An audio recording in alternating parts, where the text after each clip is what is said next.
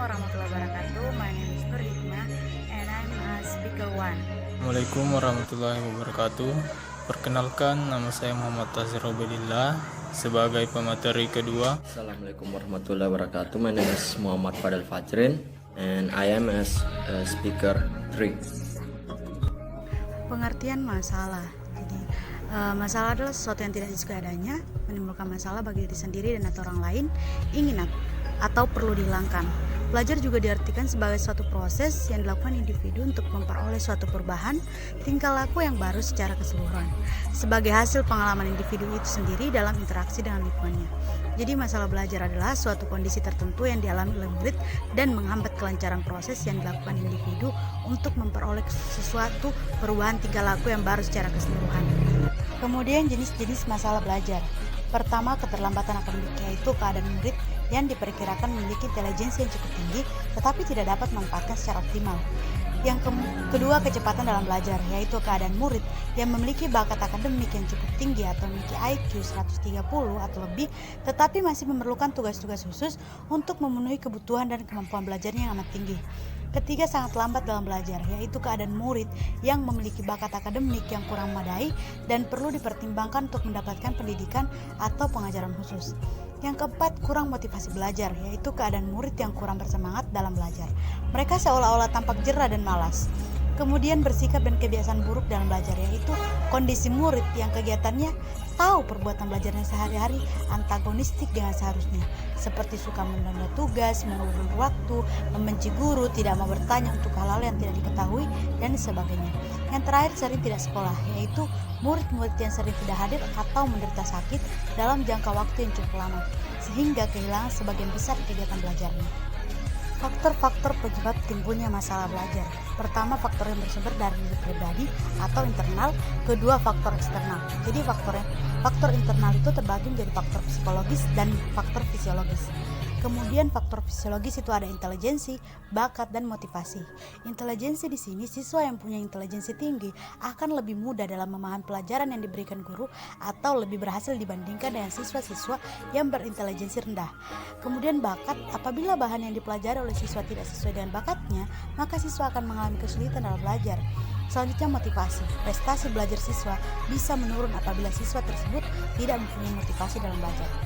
Nah, dari faktor psikologis, gangguan-gangguan fisik dapat berupa gangguan pada alat-alat penglihatan dan pendengaran yang dapat menimbulkan kesulitan belajar, seperti gangguan visual yang sering disertai dengan pusing, mual, sakit kepala, malas, dan kehilangan konsentrasi pada pelajaran.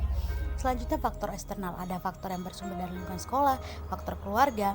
Nah, faktor yang bersumber dari lingkungan sekolah ini ada pertama, metode mengajar.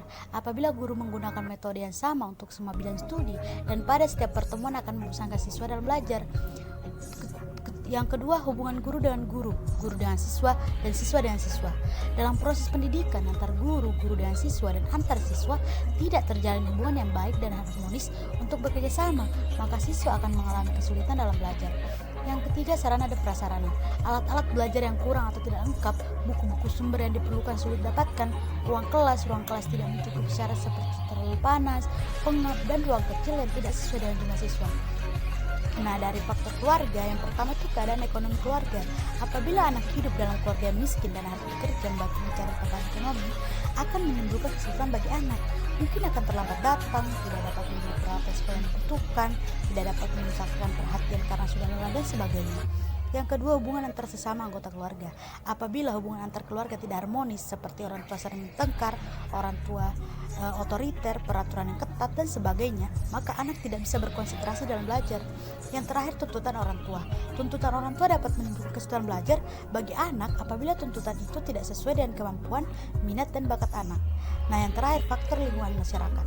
Faktor yang bersumber dari lingkungan masyarakat yang dapat menimbulkan kesulitan belajar adalah media cetak, komik, buku-buku pornografi, media elektronik, TV, VCD, video, PlayStation, dan sebagainya. Para ahli seperti Kuhn, Davis, dan Henderson pada tahun 1975 telah mengidentifikasikan beberapa faktor penyebab masalah pembelajaran. Di antaranya, 1. Faktor fisiologis.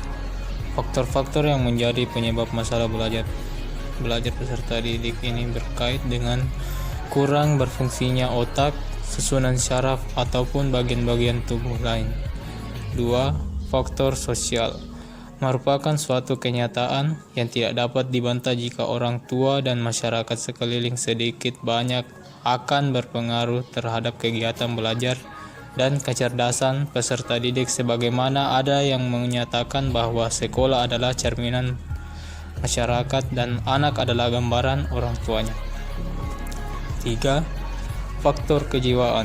Faktor-faktor yang menjadi penyebab masalah peserta didik ini berkait dengan kurang mendukungnya perasaan hati atau emosi peserta didik untuk belajar secara bersungguh-sungguh. 4. Faktor intelektual. Faktor-faktor yang menjadi masalah belajar peserta didik ini berkait dengan kurang sempurna atau kurang normalnya tingkat kecerdasan peserta didik. 5. Faktor kependidikan. Faktor-faktor yang menjadi penyebab masalah belajar peserta didik ini berkait dengan belum mantapnya lembaga pendidikan secara umum. Bagian selanjutnya, masalah-masalah dalam pembelajaran. Masalah-masalah yang muncul dalam pembelajaran dapat dibedakan sebagai berikut.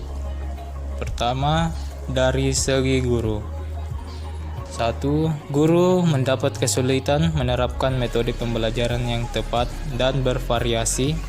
2. Kepribadian guru secara keseluruhan belum bisa diteladani peserta didik.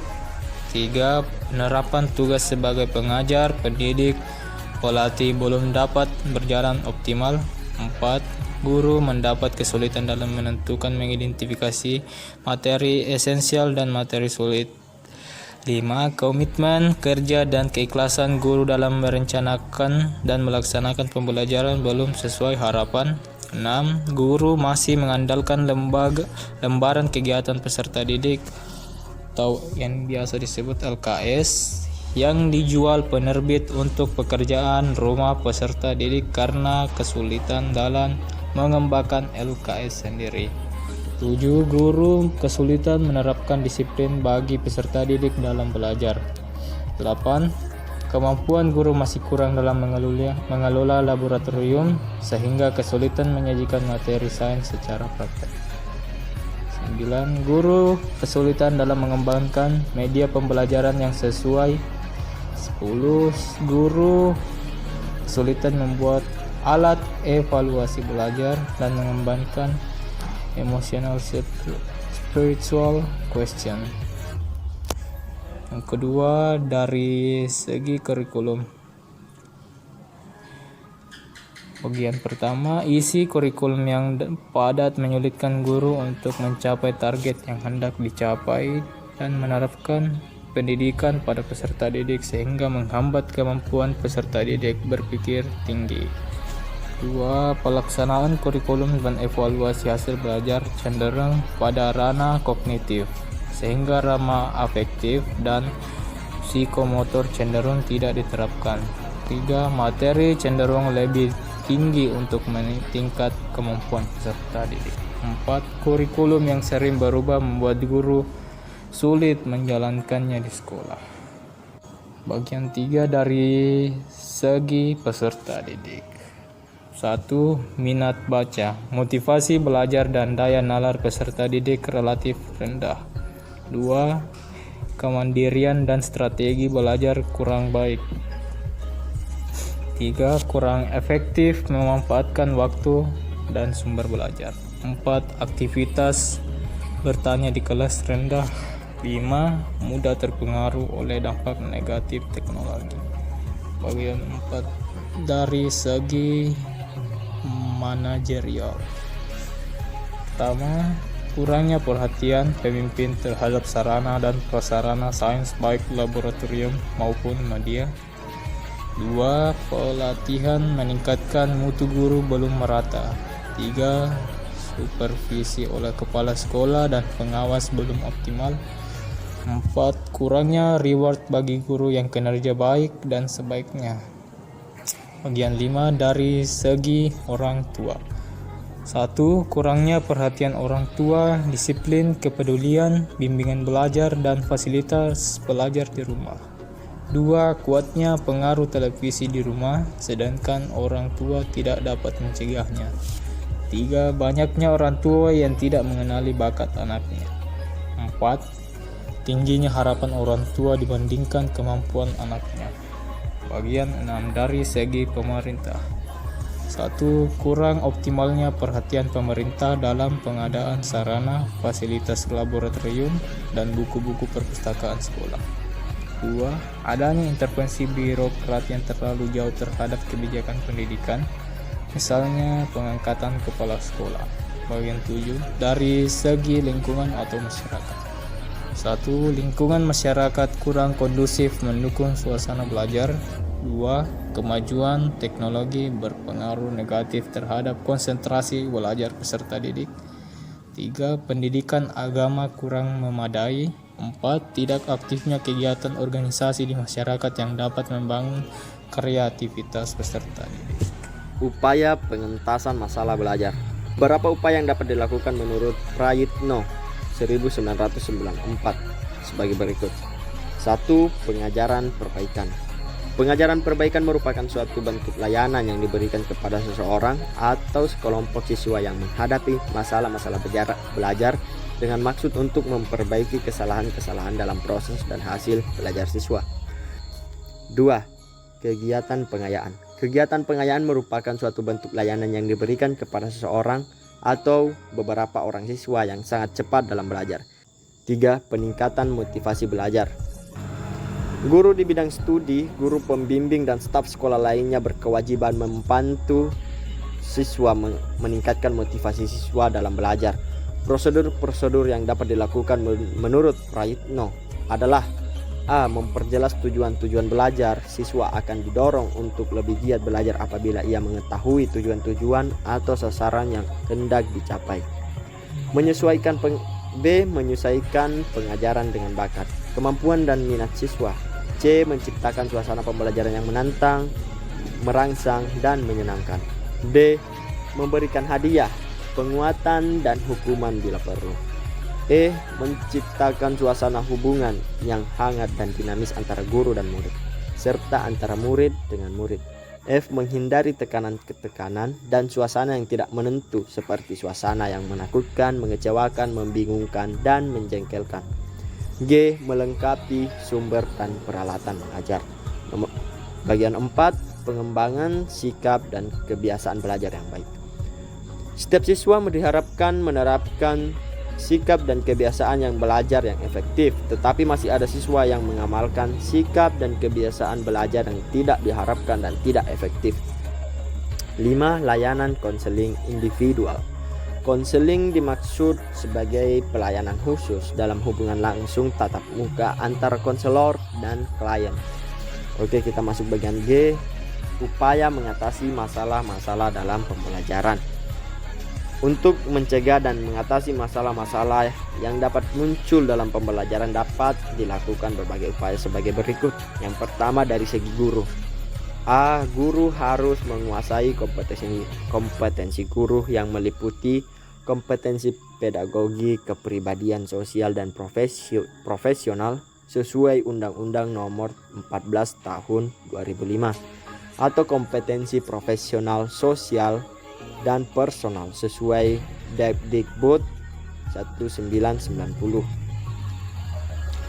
B. Guru harus menguasai 10 kompetensi dasar guru yang meliputi penguasaan bahan belajar beserta konsep-konsep dasar keilmuannya, pengelolaan program belajar mengajar, pengelolaan kelas, pengelolaan dan penggunaan media dan sumber pembelajaran, penguasaan landasan-landasan kependidikan, pengelolaan interaksi belajar mengajar, penilaian beserta belajar siswa, pengenalan fungsi dan program bimbingan dan penyuluhan, pengenalan administrasi sekolah dan pemahaman prinsip-prinsip dan melakukan penelitian serta pemanfaatan hasil penelitian pendidikan untuk kepentingan peningkatan mutu pembelajaran. C. Guru harus menguasai 10 keterampilan dasar guru yang meliputi keterampilan bertanya, memberi penguatan, mengadakan variasi, menjelaskan, membuka dan menutup pelajaran, membimbing diskusi kelompok kecil, mengelola kelas, mengajar kelompok kecil dan perorangan, mengembangkan dan menggunakan media, serta mengembangkan ISQ. D. Guru harus menguasai 10 prinsip dalam pembelajaran. 2. Dari segi siswa. Dari segi siswa yaitu ada 3 bagian, yaitu A. Siswa harus meningkatkan minat baca dengan memotivasi diri, belajar dari hal yang dianggap mudah. B. Siswa harus berusaha membagi waktu seefisien mungkin. C. Selektif dalam menggunakan teknologi. 3. Dari segi kurikulum, merevisi kurikulum yang ada agar dapat diterapkan dalam 3 ranah pembelajaran: kognitif, afektif, psikomotorik, bukan melakukan penggantian kurikulum tersebut. 4. Dari segi manajerial, peningkatan kinerja manajerial dari segi sarana dan prasarana serta kualitas guru untuk perbaikan proses pembelajaran. 5. Dari segi orang tua perlu meningkatkan kepedulian terhadap prestasi belajar anaknya dengan mengontrol penggunaan teknologi dan mengenali bakat anak sehingga dapat mengarahkan untuk menekuni bidang yang tepat. 6. Dari segi pemerintah, perlunya optimalisasi perhatian pemerintah dalam mengadakan sarana dan prasarana dalam pengadaan sarana, fasilitas laboratorium dan buku-buku perpustakaan sekolah, dan meminimalisasi intervensi birokrat yang terlalu jauh terhadap kebijakan pendidikan. 7. Dari segi masyarakat, menciptakan lingkungan yang kondusif untuk mendukung suasana belajar seperti mengontrol penggunaan internet untuk pelajar, mengaktifkan kegiatan organisasi yang dapat membangun kreativitas peserta didik.